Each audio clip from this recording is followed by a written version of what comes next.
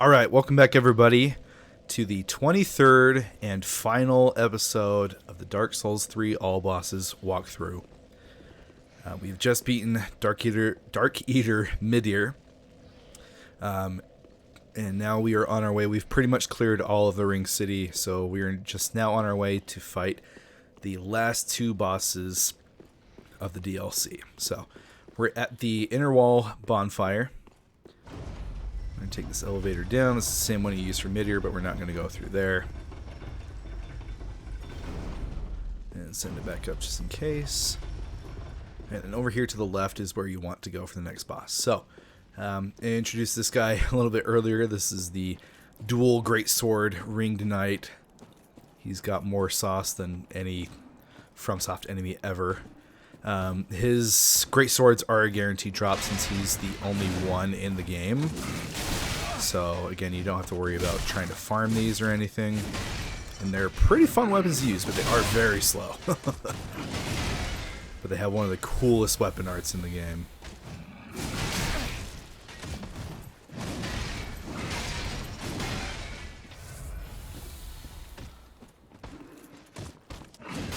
Now we can roll. Oh, there it is. And with that same weapon art, you're able to do a follow-up on it and just jump through the air and slam down. Very, very cool. There you go. Ring Knight, pair of great swords. Right here is a covenant that you don't necessarily have to join or anything, but we can offer Filionor's spear ornament.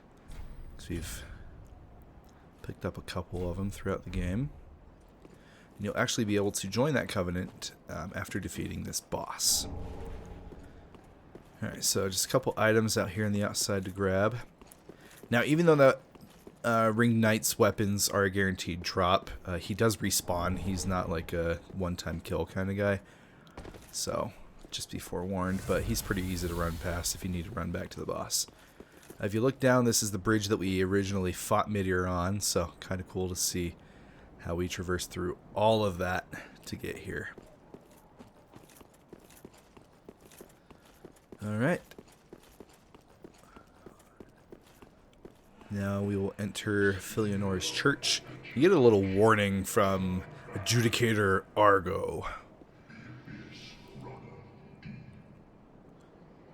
He says, like, don't trespass, don't dare, like, we have to hold the abyss back. Would you go against the king's decree?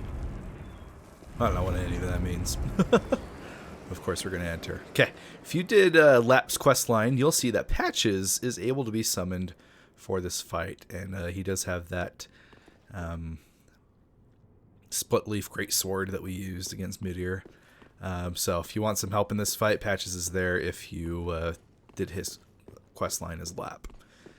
Alright, so this is Halflight, Spear of the Church. As we enter, that same Adjudicator, he's going to get mad at us like, dude, I told you not to come in here. And he's going to start this fight by summoning a Painting Guardian, returning enemy from Dark Souls 1. You can go up and attack him if you want to, but he's going to fight you back. Whereas if you don't, if you just leave him alone, after he summons, then he's just going to disappear.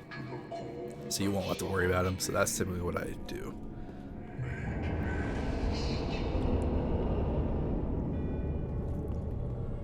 Alright, I'll get right behind the Painting Guardian, try to get a backstab in.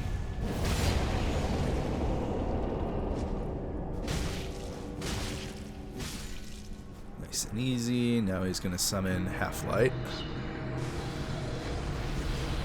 So if you're playing online, this fight can be different depending on if there's any anybody trying to invade and become this boss, because that's kind of the whole trick to it, is players are able to be summoned as the boss. It's a returning mechanic from Old Monk in Demon Souls, is the first one to do that, and then a slightly similar thing in Dark Souls 2 with the Looking Glass Knight. So if you're playing online, that can happen. If not, then you will just always get Halflight. He can be really annoying, especially since during the second part he will summon a painting guardian again, and trying to balance the two of them can be a little obnoxious.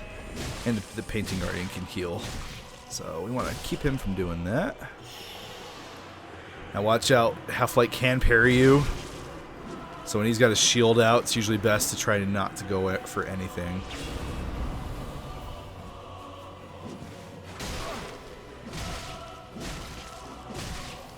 But overall, he's not too bad.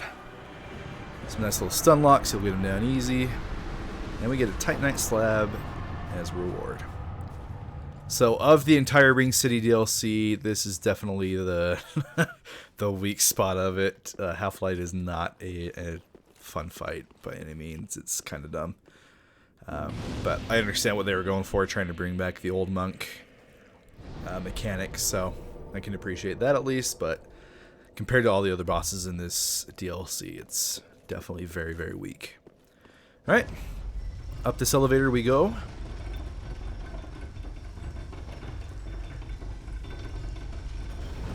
And all the way up these stairs. And we're going to come face to face with Filianor. We've heard so much about her up to this point. Now we're actually going to be able to talk to her. Well, not necessarily talk to her, but interact with her.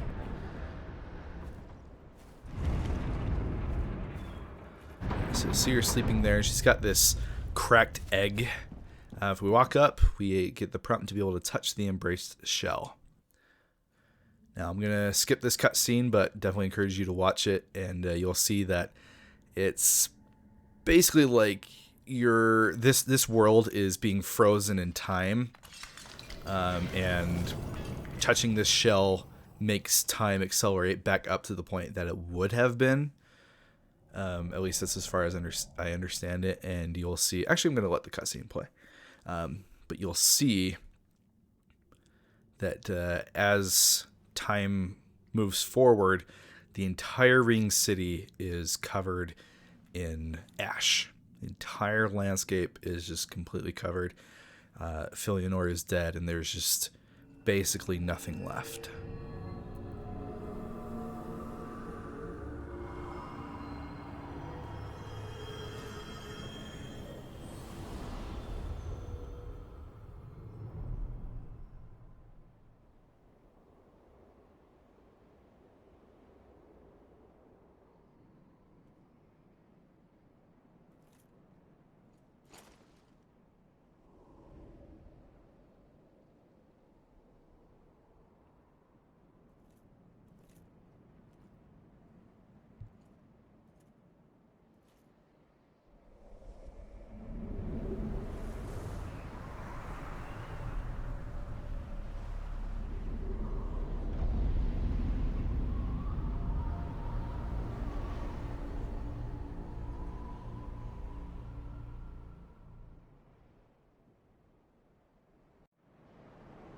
Spoopy.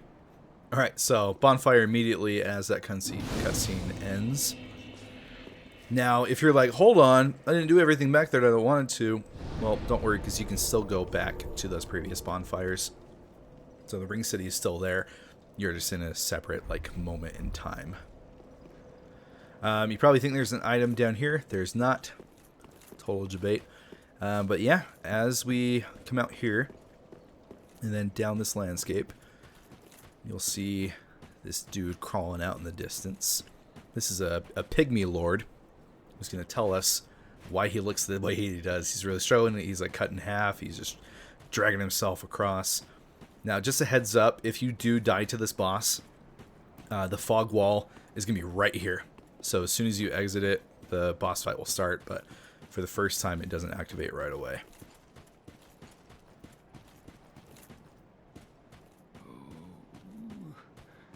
Filianor, help me, please. The Red Hood is come to eat us, to eat our dark souls. Alright, so he says the Red Hood has come to eat us. And you're like, hold on. The only Red Hood I know of is Gael, who he's been helping us out for a good chunk of the game. If you let this guy continue on, he's very slow, but he gets up close to where Filianor is and then just dies automatically. Instead, we're just going to put him out of his misery right now. And there we go. Okay. Before we go to the boss fight itself, there's a couple of other things you can actually do. So come over here to the right. There's this little building here.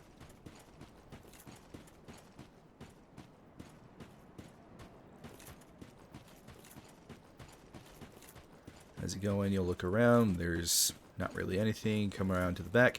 Then you're going to get invaded. I've searched for thee.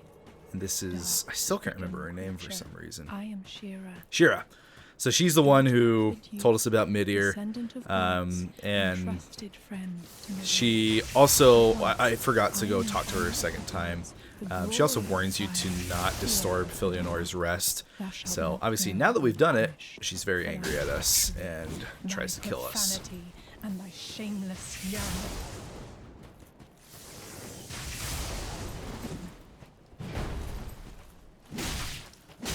She's wielding the Mad King's Crucifix, which she does drop upon killing her. One of the more unique weapons of these games, that's for sure. Because there's a literal dude just like crucified on that thing. And it's your weapon. Pretty crazy. And a Titanite Slab. And Sacred Chime of Filianor, which drops a whole bunch of crap. Alright, so heading back up here. Oh, also, now that she's dead, by the way, you can go back to where she was, and we'll do that after we beat the boss. You can go back to where she was, and there's another item in there that you can pick up, because that door is now open. One more thing to do before we go activate the boss. There is a Ringed City Knight just chilling out over here.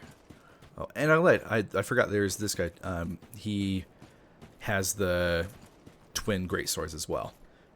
They do not drop because that one from before is a guaranteed drop, but this guy drops a Titanite Slab. So again, if you don't have like 20 Titanite Slabs by this point, here's one. Oh, we did the weapon art. I thought maybe we could break his poise, but I guess not.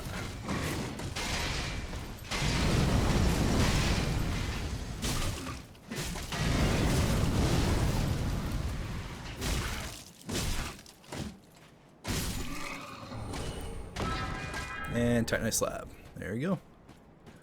Okay. That's the only other things to do in this giant arena aside from the boss. So now we will go down. And I've been skipping most of the cutscenes throughout this walkthrough, but this one I'm going to let play because it's definitely one of my favorites. You actually get 2 cutscenes throughout this boss fight. Alright, so as we go through this little archway and just a little bit down, the boss cutscene will begin.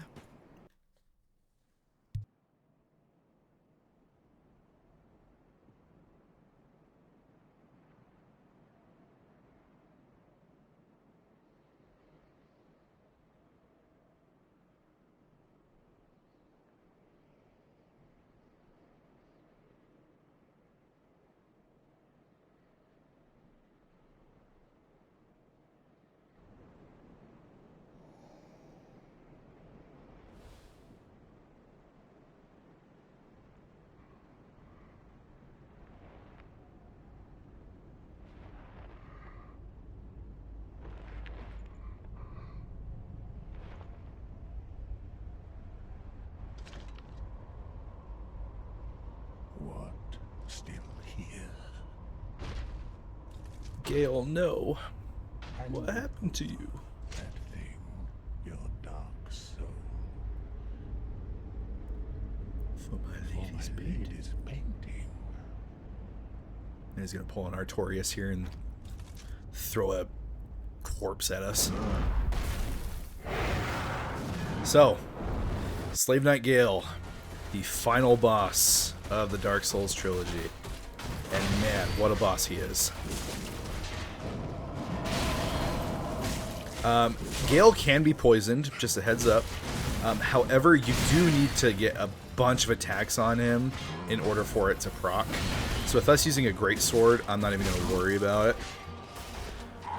Also with the greatsword, he does stagger quite easily. Okay, whenever he screams, he's always going to do that little combo. For the most part, you can just back up from him and then wait for him to do that last jump and then dodge it. Here's a stab. You can roll backwards. That is an actual grab. So if you get hit by that, a little animation will play for it. Gael has 3 phases, only 1 health bar. So this is his first phase where he's on all 4s and kind of acting like a maniac. Ouch! Well, there you go. Opportunity to see the grab. Does the same thing to us that he did with that corpse.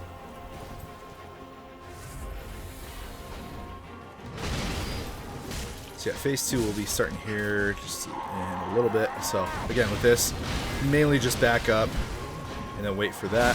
Oh my, what the heck? I pushed dodge. This music is fantastic too, by the way. One of my favorites from this game.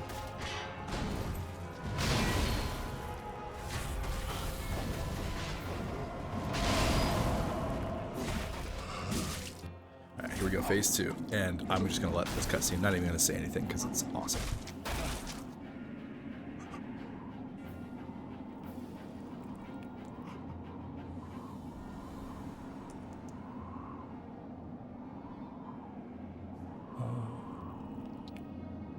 Is this the blood? The blood of the dark soul.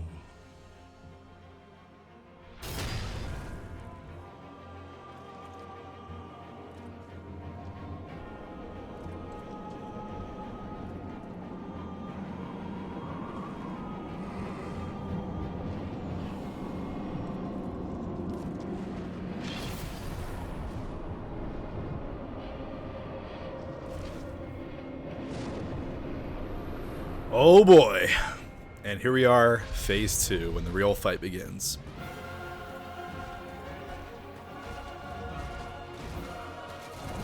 Okay, whenever he gets this Avalon out, just run to the side.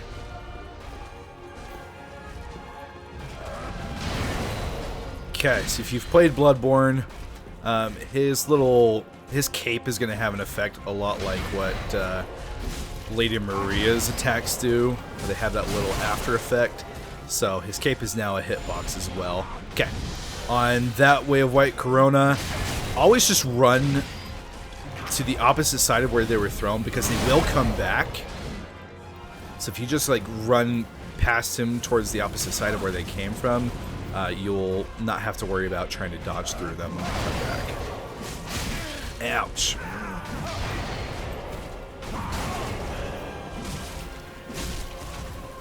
Grab that stagger, Avalon again.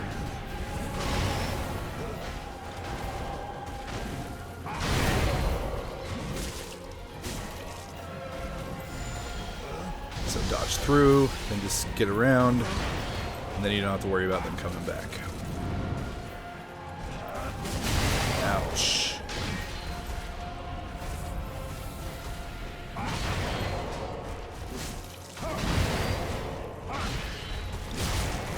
There's that stagger. Alright, here we go. Phase 3. So, he's going to make these little things just go everywhere. Wherever they land, these little pools of light are going to show up, and lightning is going to strike down on them after a few seconds.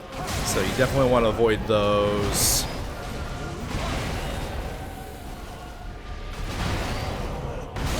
Ouch. I swear my B button is not working. Alright. And a lot of his combos from before that used to just be like 1 or 2 attacks are now completely different.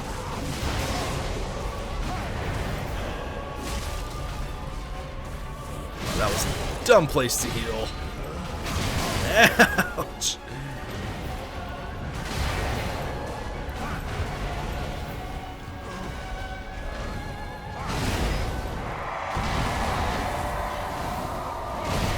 We are all out of Estus, so let's make it or break it time.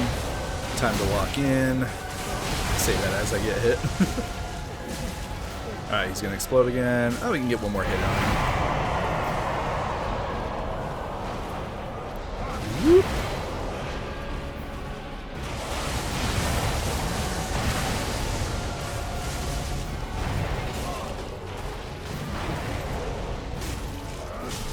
There's a stagger.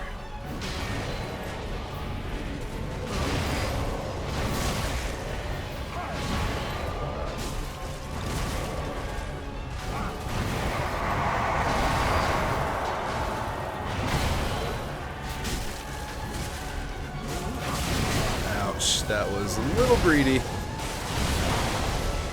I could try to pop a Divine Blessing, but we're just gonna see if we can get him.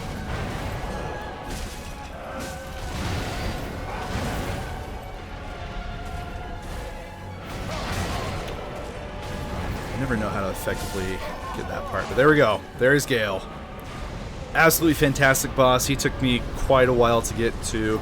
Remember, on the very first time I ever played Dark Souls 3, I almost got him on my very first attempt, very first time, but I got a little greedy, and as we all know in these Souls games, greed is the ultimate way to die, and tried to finish him off, and he ended me instead. But yeah, he's definitely tough to learn, so just be patient and enjoy just how beautiful that fight is and how well designed it is, because it's truly fantastic.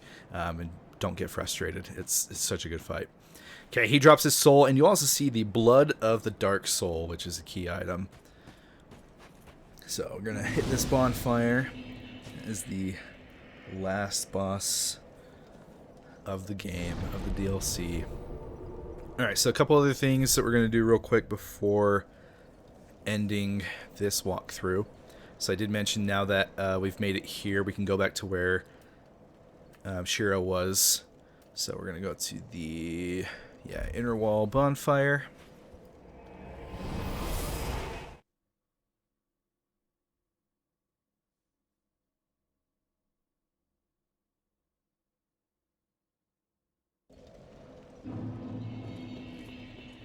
And then we're just going to run past all these enemies. I don't care to fight any of them right now.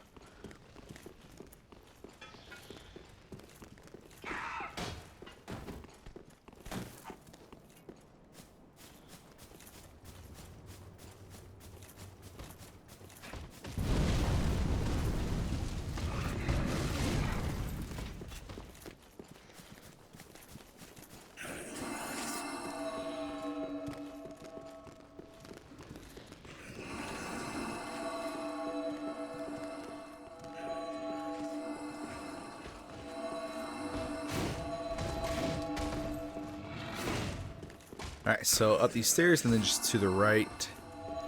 This is where we first talked to her, and you can see that door is open now. And inside we can grab Shira's set. Alright, and then one other thing that we can do now is Gael did drop that Blood of the Dark Soul item.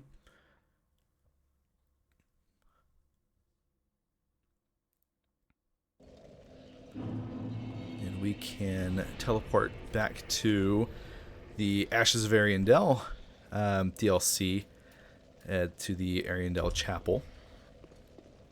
When you beat Frida and Ariandel, the church just lights on fire, and that's kind of like signifying that this painting is now being burned away and being cleansed, and it won't be rotting anymore. So kind of the whole point. But if we come up this ladder, if you go up here earlier in the DLC, there's nothing up here. But now we can see, if you remember in the cutscene with Gael, he said, "Give me that thing, your dark soul, for my lady's painting." This is who he was talking about. So you can see it gives us the prompt to give the Blood of the Dark Soul real quick. We're going to switch and just talk to her normally. Thank you, and Uncle Gael will soon bring the pigment. Yeah, about that. Colored like the dark soul of man. So you can get that dialogue from her from, like I said, after you beat Frida and Ariandel. But now that we've actually got the blood of the Dark Soul from Gael. We're going to give it to her. My thanks, Ashen One. With this will I paint a world. Please tell me thy name. I would name this painting after thee. My thanks. I will paint a world of that name. It will be a cold, dark, and very gentle place. And one day, it will make someone a goodly home. And there you go. So we're going to have a painting named after us. We've had the painting world of Ariamis, now Ariandel, and we'll get one in our name. Of course, we'll never actually get to see it. A lot of people have speculated that this is like a teaser for Dark Souls 4. I don't know if that's actually ever going to happen. Miyazaki's not really a sequel fan in the first place. Dark Souls 2 was never his idea. He came in at the end to kind of save it. And then he did 3 because he felt like he just kind of needed to at that point and wanted to more or less like perfect his vision of Dark Souls 1.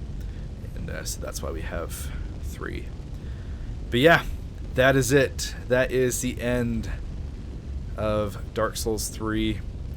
That is pretty much everything that there is to do. Now, when it comes to all the Souls games, obviously the quest lines are going to vary completely depending on what you do or what you don't do throughout the game. So a lot of the things that I've shown you, I did very specific steps to get to. Your playthrough could look very differently if there's different things that you do yourself. So different variations to quest lines and all that kind of stuff. And there's plenty of guides out there to follow along with trying to achieve that. But yeah, so that is it. If you have joined this journey with me, if you've been watching these videos and this walkthrough, even just a small part of it, I really do appreciate you stopping by. I'm doing this just for fun, you know, as it stands right now. I have a whole 6 subscribers on YouTube, so I'm by no means like looking to, you know, get this for views or stuff like that. But, you know, if that does happen, obviously that's pretty awesome, and it makes me feel very special. So if you find yourself again watching this, I really do appreciate it. Please like and subscribe if you can.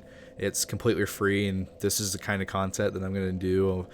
More walkthroughs, I'm going to be doing some boss ranking videos of these games.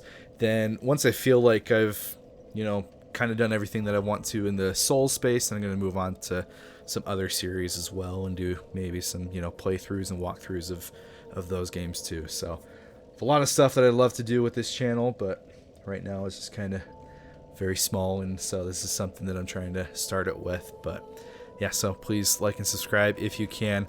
I really do appreciate it. I hope to see you in some more future videos of mine that I'll be creating, and kind of go from there. But here's Dark Souls 3, one of my favorite games of all time. Hope you enjoyed, and I will see you in the next walkthrough.